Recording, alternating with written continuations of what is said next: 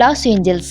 Michael Jackson 2009 June 25న మరణించిన ఆయన మరణం ఇప్పటికీ రహస్యంగానే ఉందన్న సంగతి తెలిసిందే. ఆ విషయమై ఇప్పటికీ రకరకాల వార్తలు చూస్తూనే ఉన్నాం. అయితే తాజాగా మరో ఆరోపణ వచ్చింది. King of pop Michael Jackson సాధారణంగా చనిపోలేదని, ఆయన్ని చంపేశారని జాక్సన్ కుమార్తె పారిస్ జాక్సన్ ఆరోపించారు.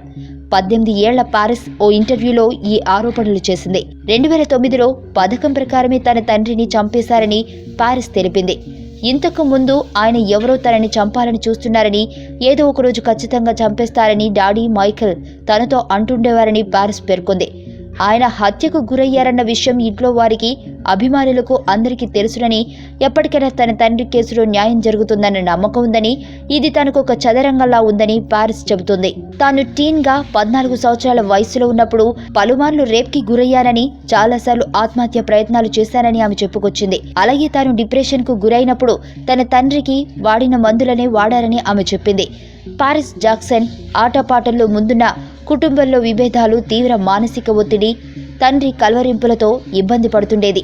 రో మైకేల్ దంపతుల రెండో సంతానమే పారిస్ జాక్సన్.